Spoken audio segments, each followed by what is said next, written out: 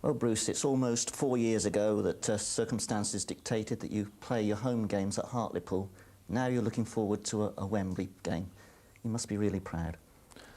We're delighted actually, Colin, because as you've mentioned there, we're 3.5 years old as a new company. I mean, Middlesbrough Football Club's been in existence for a long, long time. But the new company was formed in '86, in August.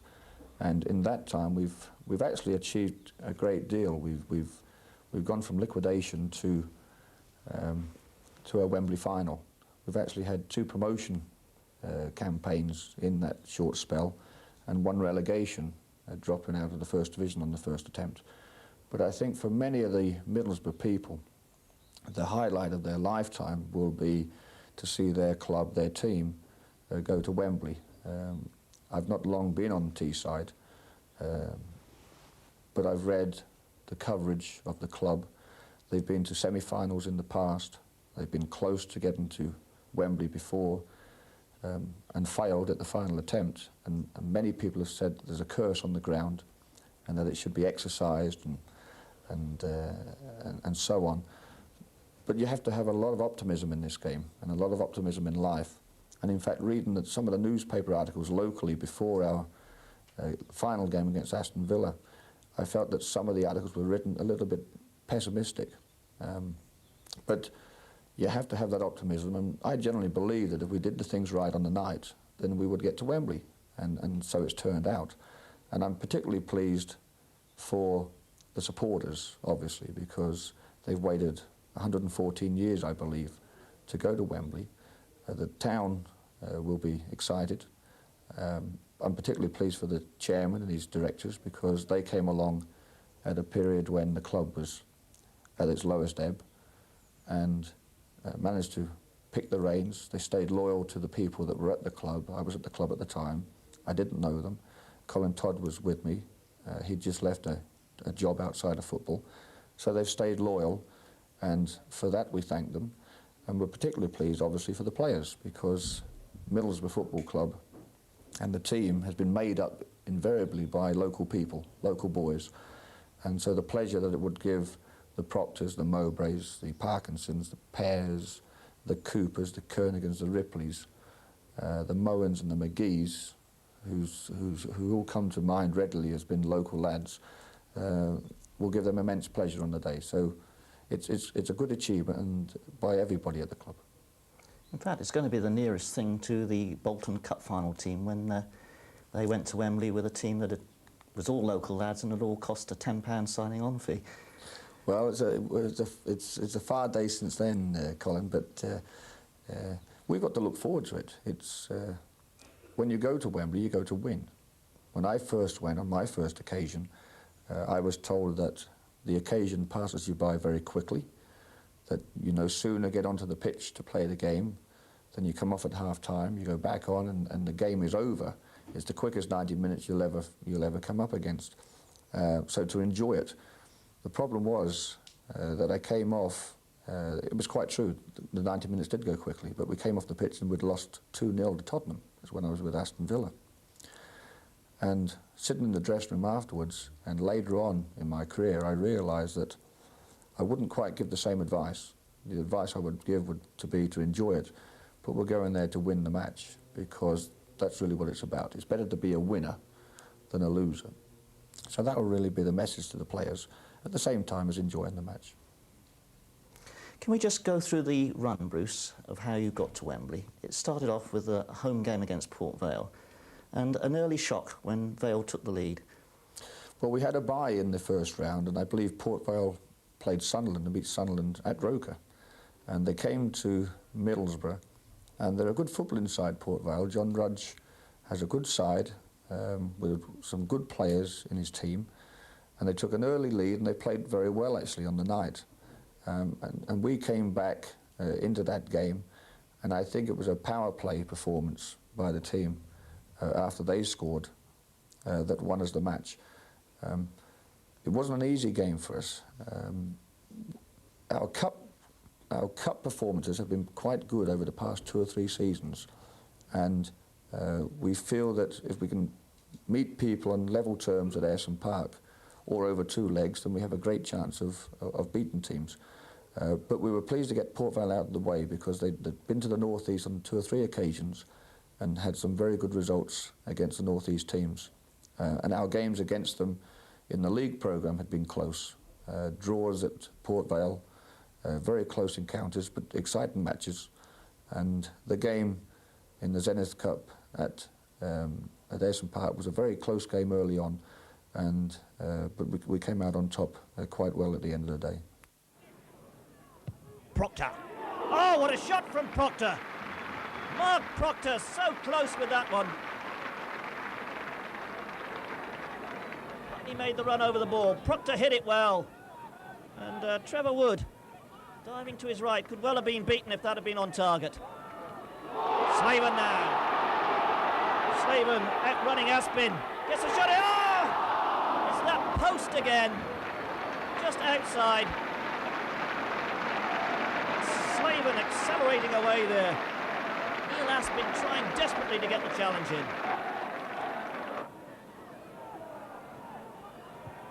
Shot from Jeffers. Oh, it's there! John Jeffers, the former Liverpool reserve, shoots Port Vale into a shock lead here at Ayresome Park. They stood off him, gave him the room. And what a precision shot that was from Jeffers. Davenport.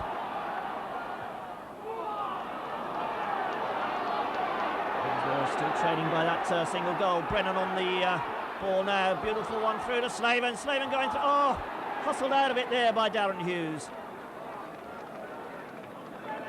Glover. Good run this by Mark Brennan. Looking for support. Provided by Slaven. Just slipped that ball inside Hughes.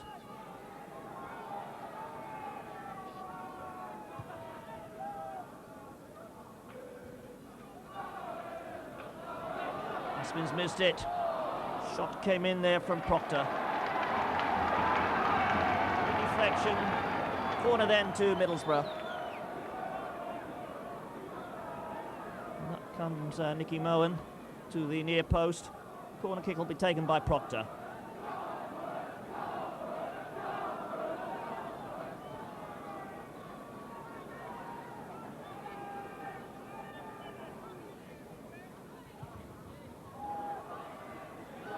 Flicked it across and Moby, and it's there! Slaven! 51 minutes gone. Middlesbrough 1, Port Vale 1. And he really is a good goal poacher, isn't he? Proctor's cross. Moen flicks it on. Tony Mowbray knocks it further. And Slaven volleys it into the roof of the net, giving rookie goalkeeper Trevor Wood no chance at all.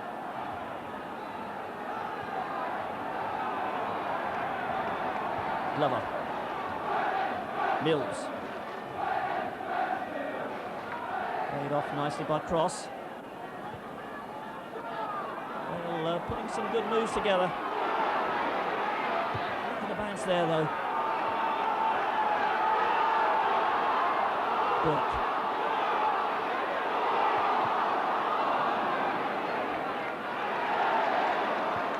Forward by Cooper. Burke again, nice tight control.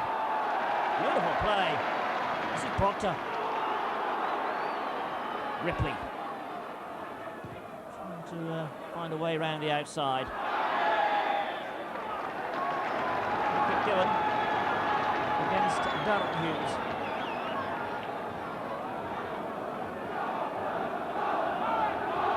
Brennan taking charge of the dead ball kick.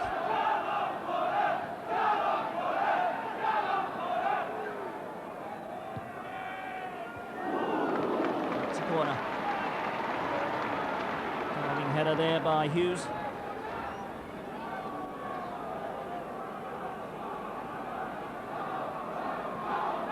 No replays in this competition. The tie will be decided here this evening. Proctor then with the corner. Just by Moen again. A chance here. Oh, it's a goal. Simon Coleman. His very first goal for Borough since his transfer from Mansfield. big centre-back. Puts Borough in front. Again, it was Ricky Mohan making his presence felt at the near post. They all missed it. It came off Aspin and volleyed in there by Coleman.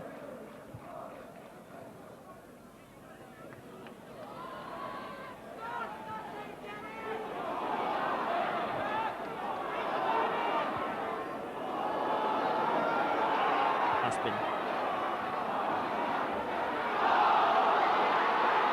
This is Davenport. Burke.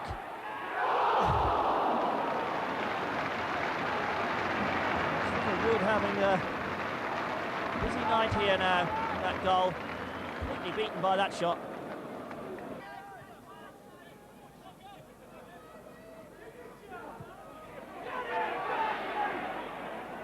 Walker doing the defending for Vale. Under pressure there, Brennan. Brennan's got it. There it is. Bernie Slaven, 3-1.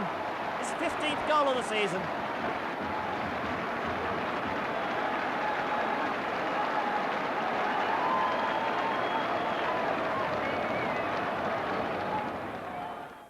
Two goals from Bernie Slaven, who of course then added a hat-trick in the next round against Sheffield Wednesday.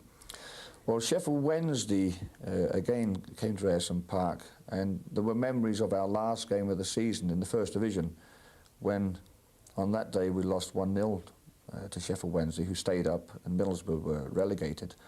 And they had a very strong strike force in Atkinson and Hurst, who have good pace, very quick, very alert. Atkinson, in fact, had scored a hat-trick against Middlesbrough when he was with Ipswich.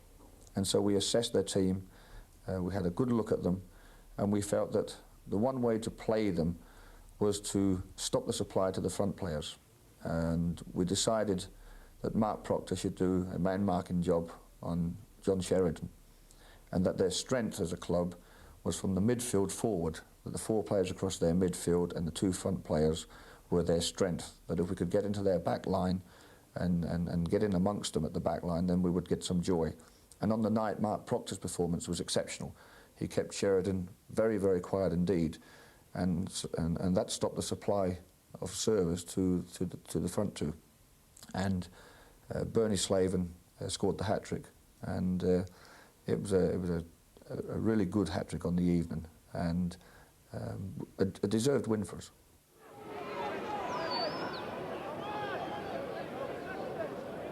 Pressman.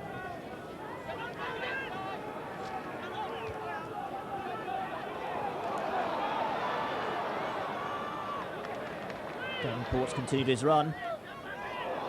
Chance here for Slaven. Beautiful turn by Slaven. This is Davenport.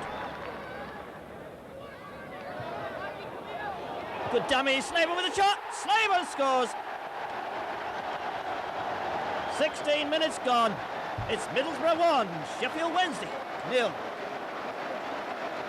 Just look at this dummy though by Proctor. That wrong foot in the defence, and Slaven took full advantage with that first time shot.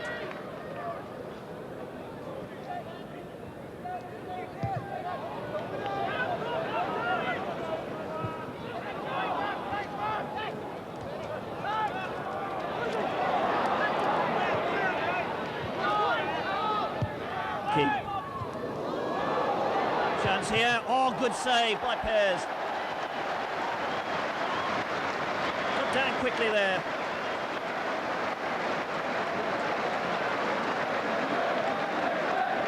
First Division team coming forward. The cross from King. Nobody just couldn't make it. Good block by Pears in the goal. Kernigan getting it in. Trevor Putney so close. Ball played in early by Kernigan. Putney arrives. Just lost his bearing.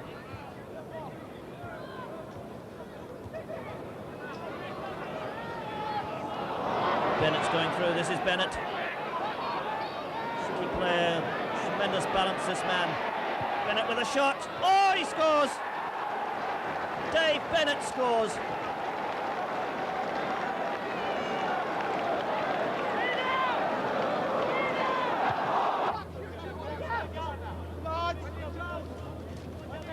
Good run this by Bennett. Dave Bennett. And he equalises for Sheffield Wednesday.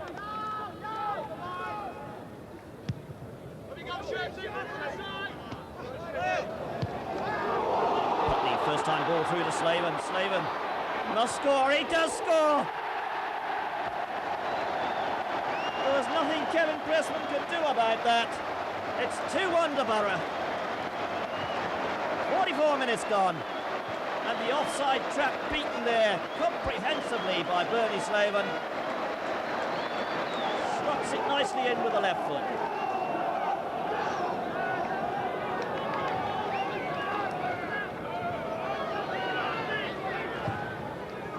Parkinson.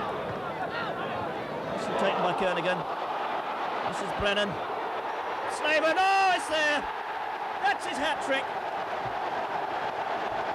53 minutes gone. It's Middlesbrough 3, Sheffield Wednesday 1. Palmer can't get back. The cross comes in from Brennan. And Slaven's found the space.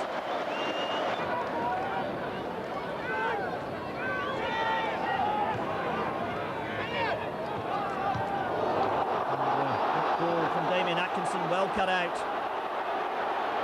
This is Davenport.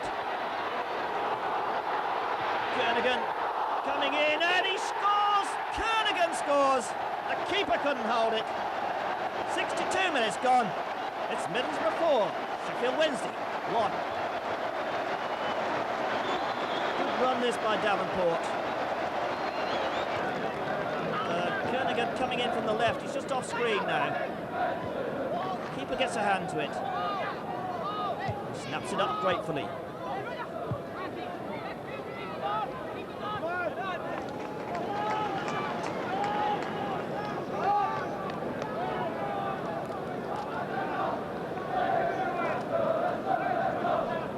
Middlesbrough on their way through to the next round of the Zenith Data Systems Cup. Davenport. You see, still not finished yet. Leading by 4 goals to 1. Looking for more. Trip there by Steve Whitten. From West Ham and Birmingham City striker. Oh, that hit the bar. Away by Nielsen.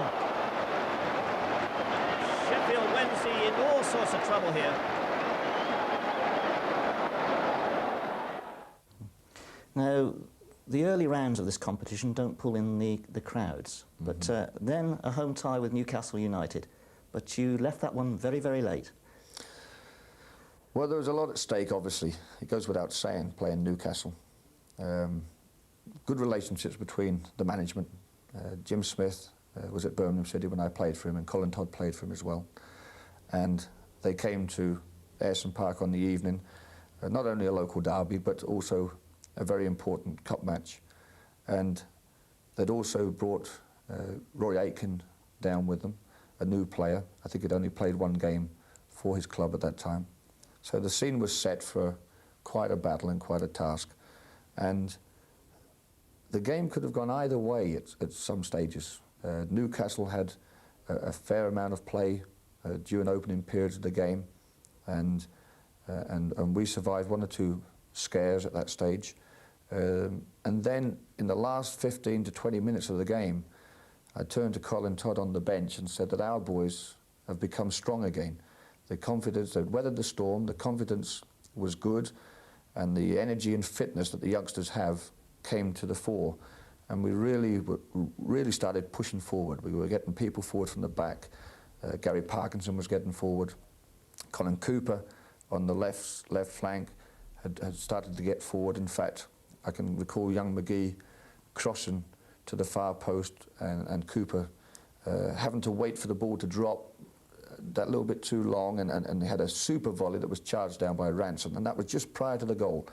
And Bernie Slaven receiving the pass out on the right, cutting across the field, and Colin Cooper making a run inside the boy Gallagher, receiving the pass. And in fact, when he received the pass on his right foot, going into the box, we felt that it was all over at that stage because he's a good finisher. It was on his right foot, and he tucked it away nice and neat. And the fact that the goal was late in the game was obviously a bonus to us as well, because there's no comeback from those late goals. But a very important game, a hard game. I think Newcastle gave us our toughest game at that stage in the competition.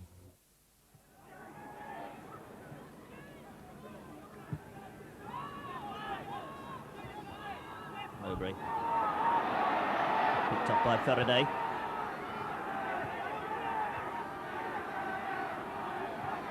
O'Brien inside, and gets it back again. A chance here for Aitken. Aitken's still going through, but McGee played it wide. Aitken wants the short one, delivers it again. In comes the cross. Oh, and Pear's just got a hand to it. Collected it at the second attempt. But a good cross this from McGee. And Stephen Pear's doing well.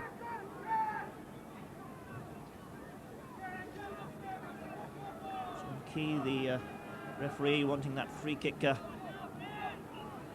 taken from the right position.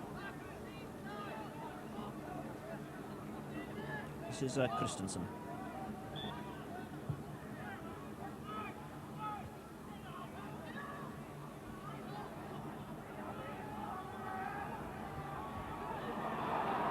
Slaven. Beautiful ball through, and Kernaghan's chasing through the middle. Oh, well stopped by Burridge. Cross not quite hard enough. Stuart Ripley making the run here. Kernaghan charging off at the foot of your picture. But, Burridge intercepts. Mark Brennan then with the free kick. Sweeney getting his legs tied up there, and oh, a good effort that from Kernaghan. Saw a half chance.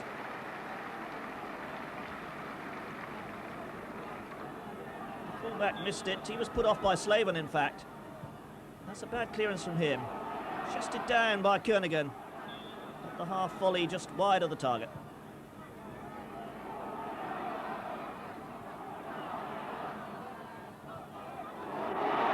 This is Brennan.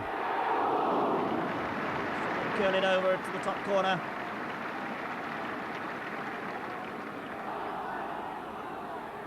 Created the space so well. The shot just losing its sting. McGee now. That's a corner to Newcastle.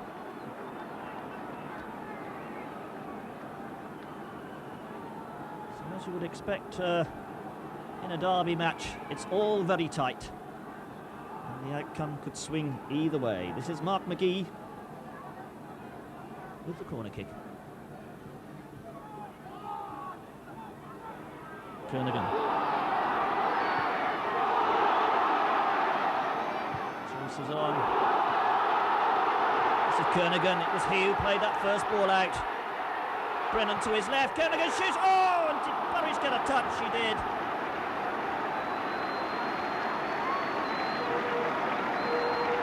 Kernaghan racing through. Brennan going to the left. The gap opens.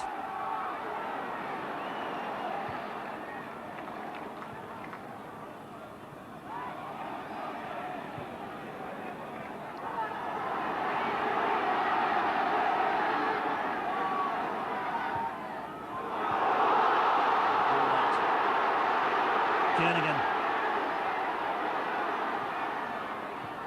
There's a 1-2. This is Proctor. Slaven. Slaven shoots. The ball played in a little earlier, I think, into the box. Proctor sliding that one through. Shot.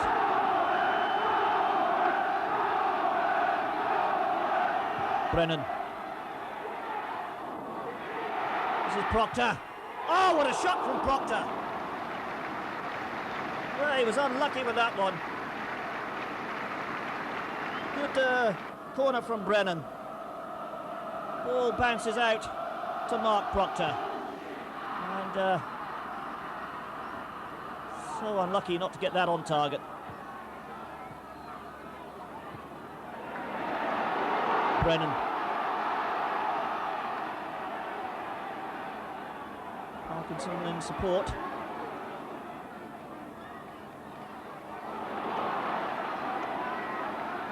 And Colin Cooper's raced through. Cooper going through. Cooper scores! Only a minute left to go, and Cooper shoots Middlesbrough into the lead.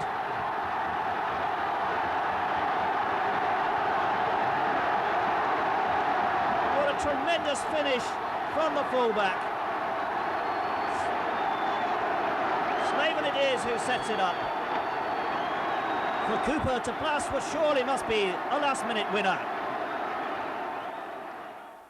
Then we come to Aston Villa, and the very first away game, in fact. So you've had an easy passage in as far as the draw goes, because, of course, there are no replays in this competition. But probably the 2 wins over Aston Villa have given you the most satisfaction. Well, the fact that we were drawn to play Aston Villa in the area final, I think gave us all a lift initially, because we'd played them, as people would know, in cup competitions previously. We'd played them in the league programme in the first and second division previously, and all the games had been top-class games, exciting games. I think Aston Villa had won 2 Littlewoods Cup games in the period when we were rebuilding, and most of the other games we either won or we drew. So I think the fact that when the draw was made was a lift to our players. And our first tie was at Aston Villa, as we know, and we decided to approach it not as a cup match, but as a league match. We didn't want to build the players up into a very high emotional state. We wanted to keep them low key. We said that this game would not be won on the first occasion, but it would take the second game to decide the fate of the tie. That going to Villa Park, we will approach it similar to a European match, but on a league-type basis, that it's a run-of-the-mill match. And again, we travelled, Colin Todd and I travelled to Aston Villa on the Saturday to view Aston Villa. They played Port Vale in the FA Cup. They won 6-0. There was a lot of talk about this was the greatest performance that they'd given since Graham Taylor had been in charge. And in fact, Colin and I came back and said that Port Vale committed suicide early in the game by playing too much football in dangerous areas. But they won well, actually, on the day, Villa. So again, we decided to approach the tie with a man-marking system on Gordon Cowans. Again, Mark Proctor would come out and do a specific job for us. They also had a different formation, Aston Villa, to some of the other clubs that we played. They played with Ian Olney as a forward on his own up front, with Daly wide right and Ormond Royd wide left. So we decided to push our 2 fullbacks in tight and not to let them sit off, and that Nicky Moen and Simon Coleman between them would deal with Olney, and also be aware of Platt breaking from the midfield. We played Alan Kernigan and Stuart Ripley up the middle, which was a change from our policy, because we've normally played Bernie Slaven as a front man. But we wanted some strength and some height in our side, because Villa's strength is also set plays, and that's why we added Alan Kernigan to the team for that occasion.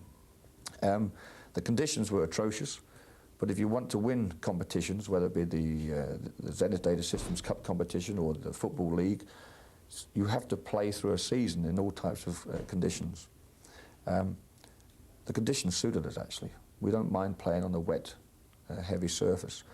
And the team started off quite well, but we were caught napping with the goal from Birch.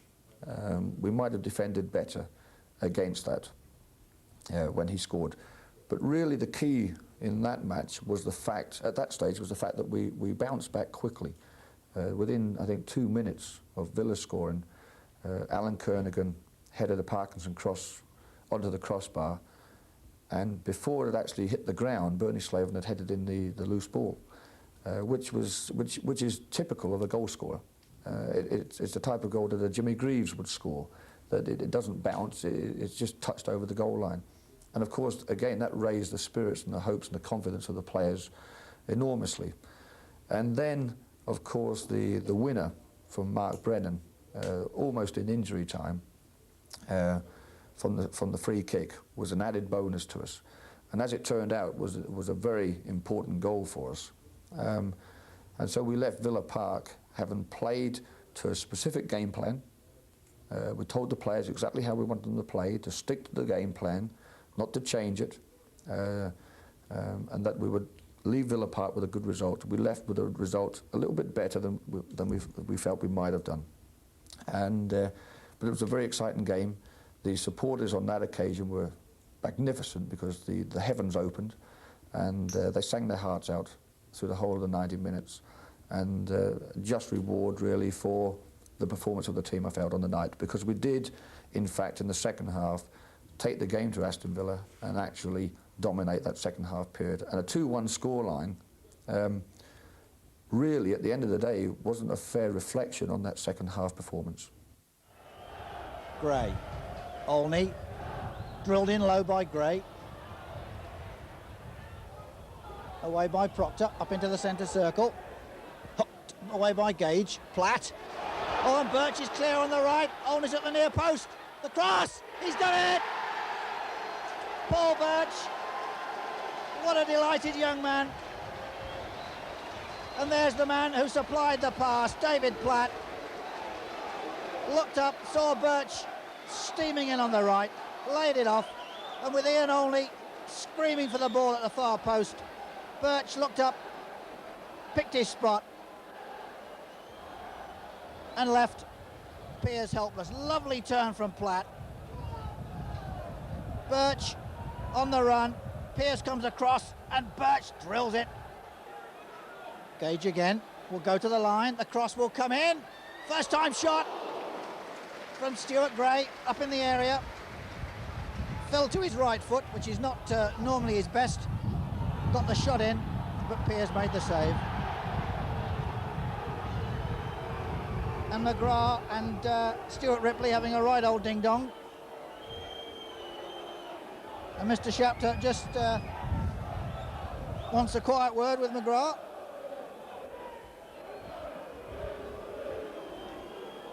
Who runs away. So Parkinson will hit this free kick in. The header comes in, on the bar, it's in.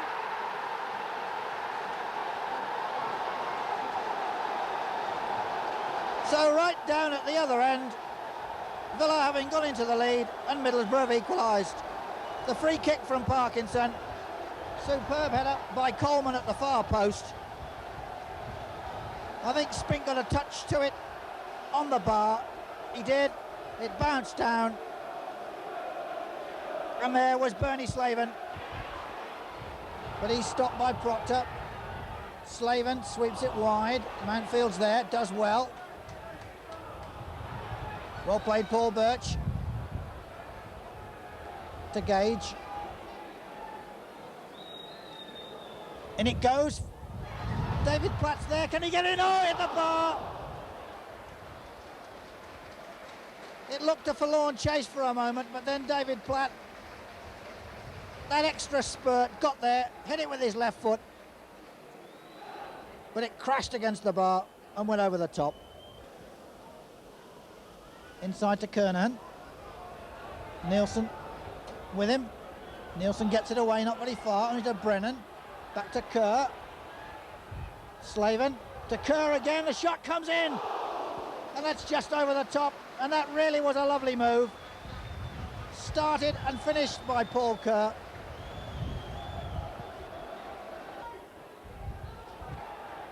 Price with the throw again. Good turn from Daly. The cross comes in. Orman Roy back with Cowans.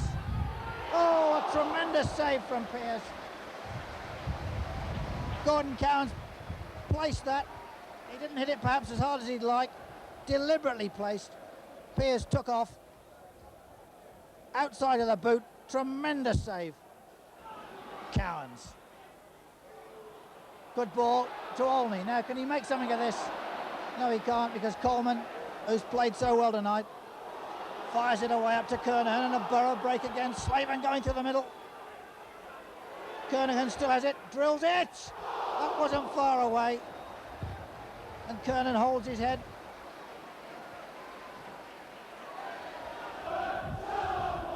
Can Villa, from somewhere, conjure up something in these last few minutes? They'll have to wait, because it's Borough with Kerr. He's got Slavin outside him, pulled down by Gage. And I think that Kevin Gage is going to find his name in Mr. Shapter's notebook, which would be a pity in a way, because this game has been played in the very best of spirits, and in fact Mr. Shapter just gives him a word of warning. Good refereeing, but Villa find themselves in an awkward situation with just a minute to go. Free kick quickly taken. Brennan drills it. Oh, it's there! What an incredible goal. The Villa wall lined up. Brennan from about 35 yards hit an absolute screamer that Spink got a hand to, I suspect, but couldn't stop it going in. Wickedly hit. And that really was a magnificent strike from Brennan. Rather a dilemma for the second leg, though, Bruce, because you might have expected to have to come from behind and attack. Now you're in a situation where you're a goal up. Do you defend that lead, or do you try and increase it? Well, we had to make one or two changes also. Mark Brennan was suspended. We had to make a decision on whether we brought back Tony Mowbray from suspension. And I felt that it was right to bring the skipper back in.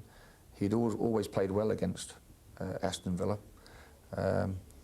And who to leave out. We weren't sure again about the Villa lineup. But what we decided to do was, it was a hard decision to make. We decided to leave Peter Davenport out of the team and to start with the same basis of a team that played at Villa.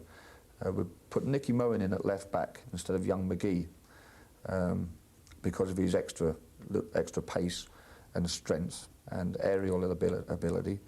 So we slightly changed the side.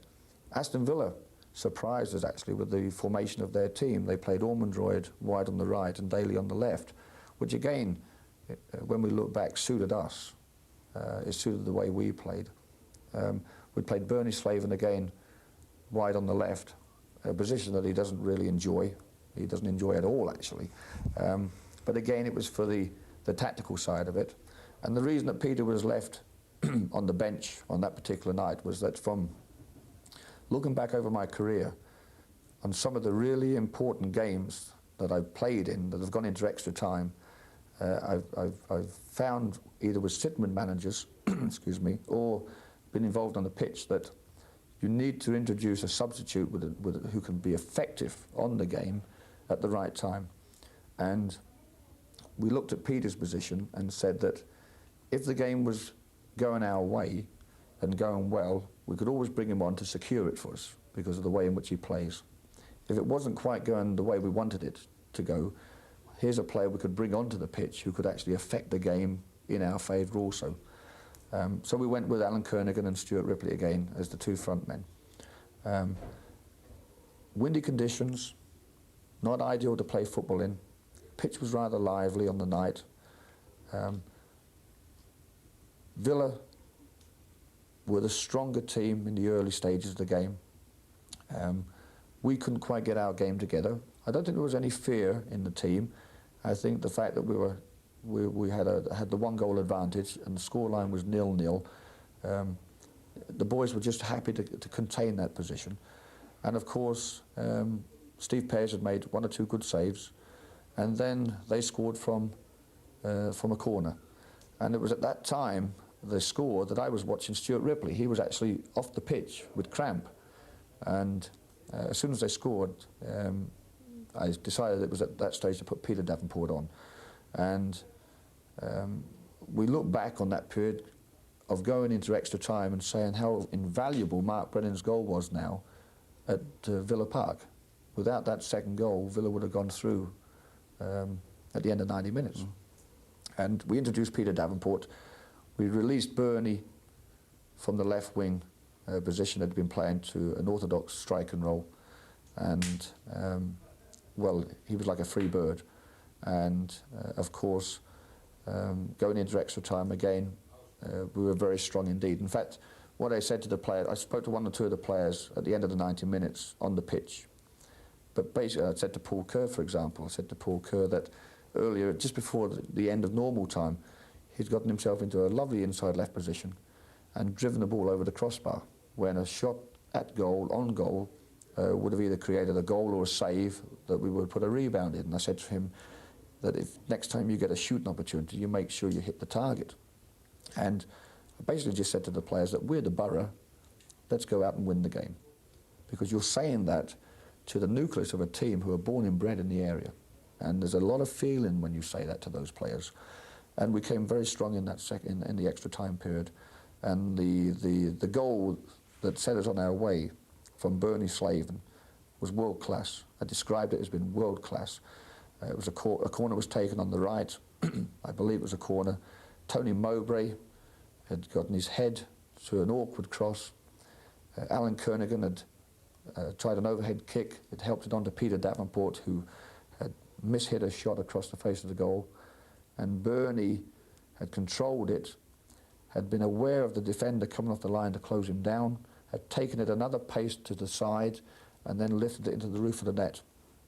That was a world-class goal at any level, and that really set us on our way. And of course, the second goal came from another corner, a ball driven out from the right to the edge of the box, and Paul Kerr keeping his shot low at last and drove it through a feast of legs into the corner. And I think at that stage we knew we were on our way. A great victory, wasn't it? But tinged with a little bit of sadness because of the broken leg that Trevor Putney incurred. Yes, it was sad because I understand that Trevor's had the opportunity with other clubs to go to Wembley on maybe 3 or 4 occasions and missed out on each occasion. And the accident or the injury happened very early on in the game, I think within 4 minutes. And we understand it's a bad break and that Trevor will be out the game for some time. But the boys will rally around him, the club will rally around him. And we wish he has a speedy recovery, obviously. It gave us the opportunity, albeit sad, to introduce young Owen McGee onto the right flank. And the youngster took his chance really, really well and turned in a very stirring performance, one that I'm sure Trevor would have done also. Parkinson. This is Slaven. Trickery there from Kerr. And Nigel Spink not too happy with his defenders. And getting it wide. And, Kerr gets in the shot.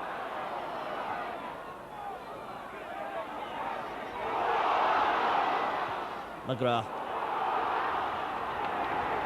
Spink had to come a long way for that one.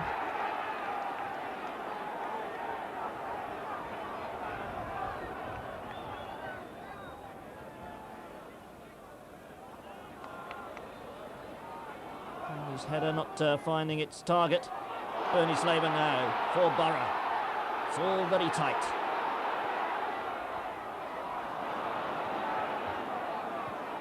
Still holding on to that goal advantage though. Earned at Villa Park in the first leg. But what a good run from Daly.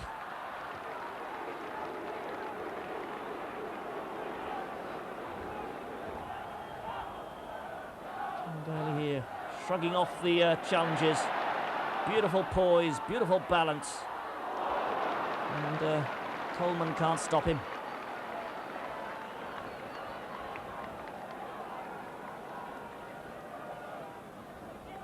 Stephen Pearce.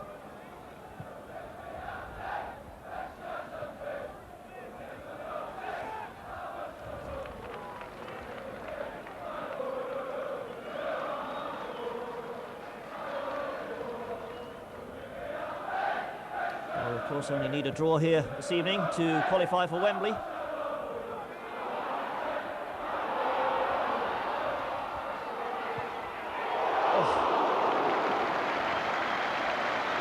McGee.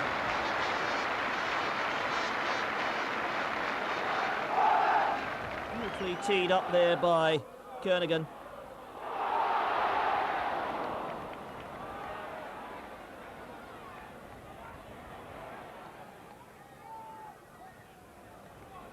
Away by Coleman. Gage with the throw.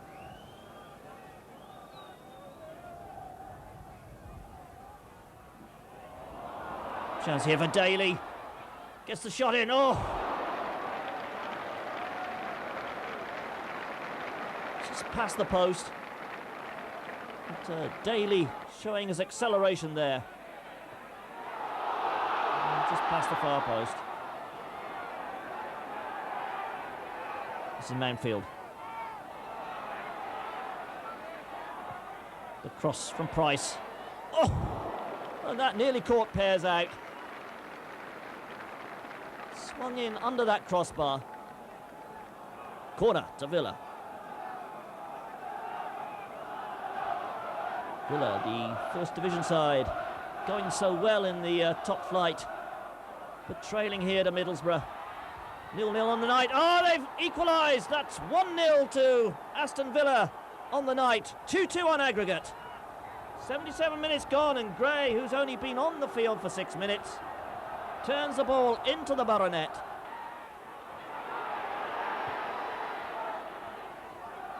Kicked across there by Ormond Royd. And Gray beating Pearce in the air. One ball from Parkinson. Wilson getting across. Oh. And Spink didn't hold it as Kerr came in on him.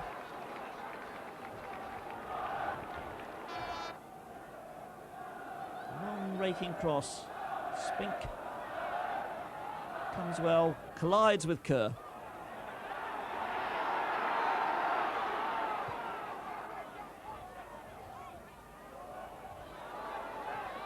Oh, bad back pass and a chance there for Ian Olney. Still got it.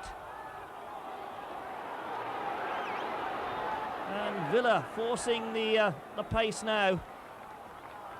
It's Kerr who sent this back pass into the path of Olney.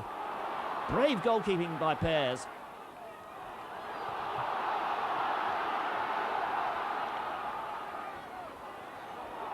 Slaven.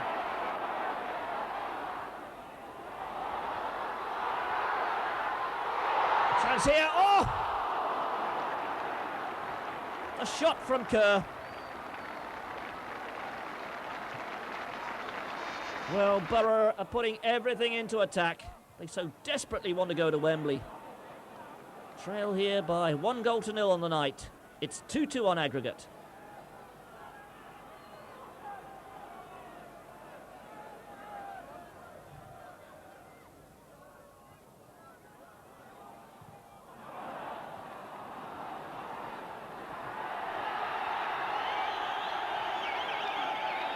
And getting up to that one.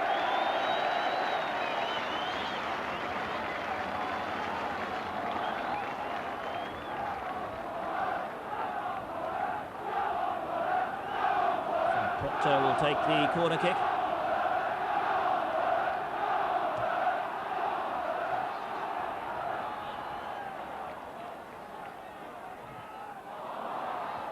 Turned in there by Mowbray.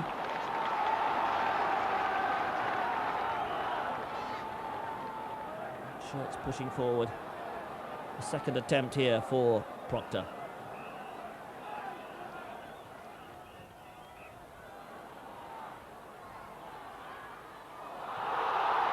Chance here for Slaven, and Slaven scores!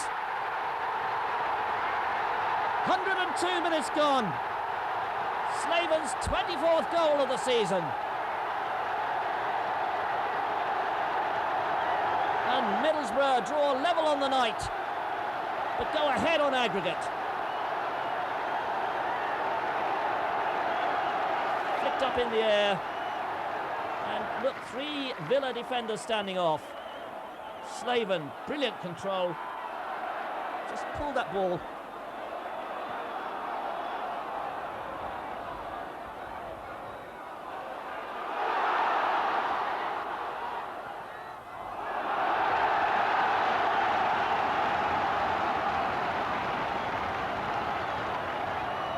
Port forcing the corner.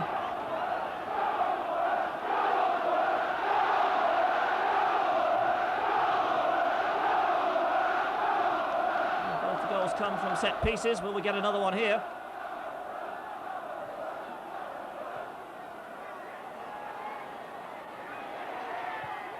Shot from Kerr. Yes, we have! That surely will send Middlesbrough to Wembley.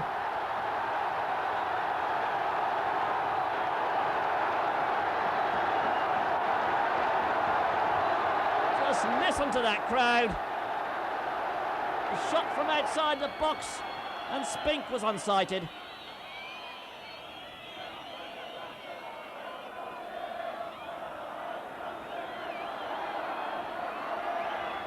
Gray. Referee checks his watch again. Borough there! History is made! So Middlesbrough are through to their first ever Wembley final, and Ayresome Park is a scene of sheer joy here this evening. Billy Slaven receiving the attentions of the fans, but he's just one of 13 heroes. Now Wembley, in your own words, Borough, go out and win it. Borough, go out and win it. We're going to Wembley to win. It's for the supporters to go in and enjoy it. We want the public, the supporters, the people on Teesside, the people around the country who are supporters of the club. We want you to go on the day and enjoy your day, because that's really what it's about. We're going there to try and win a cup for you. And if we do that, and I think we're capable of doing it, then we will all enjoy it.